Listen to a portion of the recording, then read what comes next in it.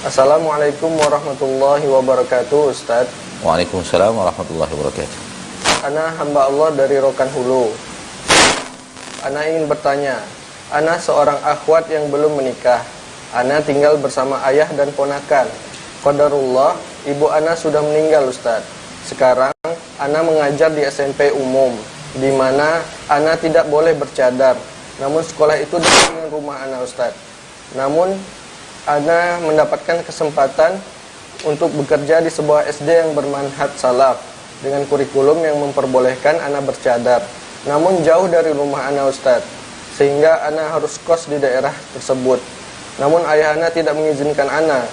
Apakah ana harus bersabar dan menaati ayah ana, Ustaz, atau ana berdoa meminta Allah agar ayah ana mengizinkan ana? Baik.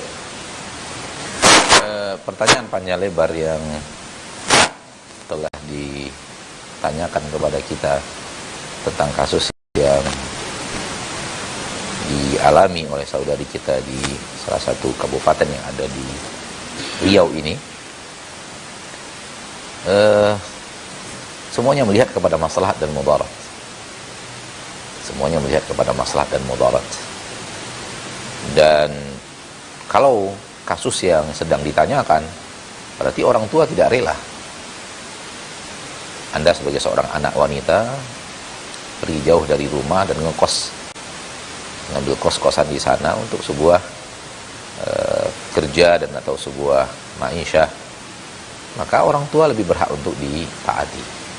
Orang tua lebih berhak untuk ditaati.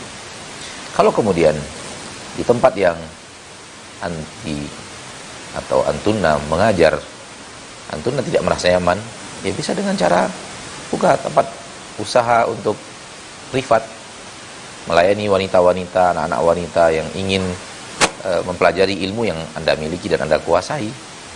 Ya, wallahu taala alam.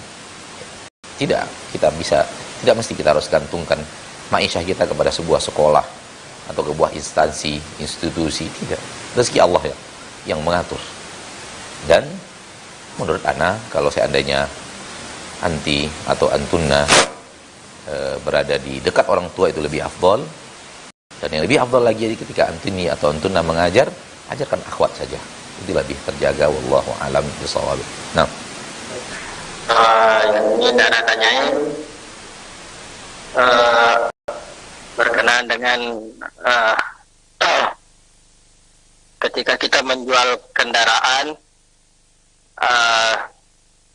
sebuah mobil, kendaraan itu dijual, kemudian dibayar sebagian kurang lebih 8 juta.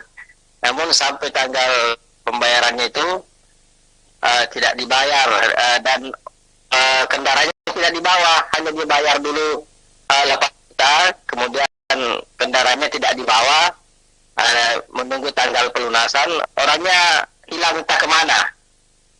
Kami cari, mau kembalikan uangnya atau gimana, karena uang itu sampai sekarang 8 juta itu kami simpan.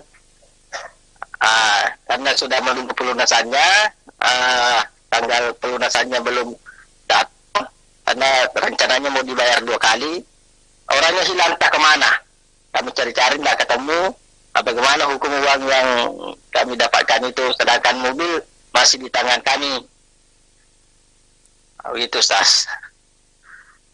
Assalamualaikum warahmatullahi wabarakatuh. Waalaikumsalam warahmatullahi wabarakatuh. Saudara kita dari Palembang atau Jambi? Jambi, Ustaz. Tapi punya logat seperti Makassar. Jadi saudara kita di Makassar aslinya ya. Baik Bapak, barakallahu fiik. Ada sesuatu yang aneh dalam transaksi menurut pandangan kita, yaitu orang mau membayar 2 kali bayaran, tapi bayaran awalnya cuma 8 juta. 8 juta untuk sebuah mobil. Dan ya ada yang sedikit aneh, wallahu alam. Sepertinya dia membayar panjar atau nurbun dalam bahasa syariat. Wallahu alam. Ini mungkin yang bisa Anda tangkap dari pertanyaan Bapak atau kasus yang Bapak alami. Orang ingin memanjar mobil kita dengan 8 juta, setelah itu dia tidak datang lagi. Tunggu kedatangannya. sampai jelas apa yang dimaksudkan dari 8 juta itu. Tunggu kedatangannya. Ya, kalau dia merasa dia itu uang yang akan dia ambil, dia akan datang insyaallah taala. Tapi kalau dia merasa itu adalah urbun atau panjar yang dia berikan dan dia merasa tidak berhak lagi karena sudah menahan mobil yang akan antum jual, dia tidak akan datang lagi. Wallahu a'lam. Para ulama dalam masalah urbun berbeda pendapat, sejauh yang ana tahu berbeda pendapat apakah halal uang urbun, uang panjar atau tidak. Pendapat yang paling kuat yang ana ketahui, selagi angkanya masih angka-angka normal, maka boleh. Sehingga tidak ada penzoliman antara pedagang dan pembeli. Bisa saja orang menahan mobil kita, ada orang lain ingin membeli, akhirnya tertahan gara-gara kita tidak menahan mobil orang tanpa panjar. Akhirnya kita tinggalkan begitu saja, sehingga pedagang pun dizolimi oleh aksi pembeli ingin menahan mobil tanpa panjar. Akan tetapi dia tidak boleh berlebihan dan memberatkan satu sama lainnya. Ini yang Anda tahu. Namun yang paling jelas adalah ketika transaksi terjadi, tolong dijelaskan. Banyak orang yang bertransaksi tak tahu ini apa, bayar-bayar saja, apa ini sebenarnya yang dibayar, ini uang apa, tidak tahu. Maka harusnya ketika transaksi dilakukan, ini uangnya dijelaskan, uang apa. Pembayaran tahap awal, berarti bukan panjar. Pembayaran tahap 2, tahap 3, ini panjar. Kalau dia tidak mengucapkan, kita yang bertanya, ini uang apa yang 8 juta ini? Wallahu ta'ala alam. Ya, jadi masalah antum, anda tidak terlalu persis apa yang dia bayarkan, tapi kalau yang dia bayarkan adalah panjar, dan itu panjar yang normal, maka boleh memanfaatkan uang itu. Tapi kalau antum ragu, infakkan atas nama dia. Wallahu a'lam bishawab. Ada 2 pertanyaan Ustaz. Yang pertama, kita nikah sama seorang janda Ustaz, dan seorang janda itu mempunyai anak perempuan, dan kita mempunyai anak juga, anak laki-laki. Apa bisa anak kita sama anak tiri Ustaz menikah Ustaz? Yang kedua, ada ibu-ibu Ustaz, ya sekitar jumlahnya 2-3 orang lah.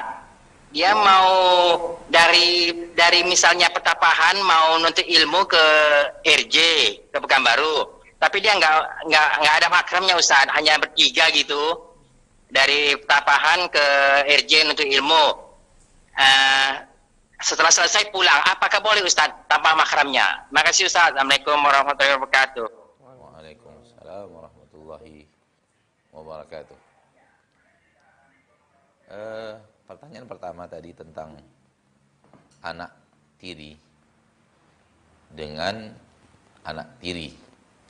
Anak tiri suami dengan anak tiri istri. Seorang lelaki punya anak laki-laki, menikahi seorang janda punya anak perempuan. Maka anak perempuan janda itu adalah anak tiri bagi sang suami, sementara anaknya yang laki-laki adalah anak tiri bagi istri. Apakah anak tiri dengan anak tiri bisa dinikahkan? Sejauh yang kita tahu, sejauh ilmu yang kita tahu boleh. Karena mereka tidak mahram. Karena mereka tidak mahram. Ini ilmu yang kita tahu. Wallahu a'lam bishawab. Tidak ada bagian daripada mahram adalah anak kita dengan anak tiri kita. Itu yang kita tahu. Wallahu ta'ala a'la wa a'lam bishawab. Di dalam Al-Quran surat An-Nisa ayat 23 itu Allah subhanahu wa ta'ala berfirman tentang siapa-siapa saja mahram bagi wanita dan siapa-siapa saja mahram bagi laki-laki. Tidak disebutkan bahwa mereka ini adalah orang yang bermahram. Kalau selagi tidak bermahram maka diizinkan untuk menikah. Wallahu ta'ala a'la wa a'lam. Kemudian tentang 3 orang wanita yang disebutkan pergi menuntut ilmu tanpa mahram, yang paling aman menuntut ilmu dari rumah. Media telah dimudahkan oleh Allah, jarak tidak lagi menjadi masalah. Yang ada menjadi masalah adalah semangat, keinginan. Ya, kalau kita bisa, seorang wanita bisa menuntut ilmu tanpa bersafar, itu yang lebih baik bagi dirinya. Allahu a'lam.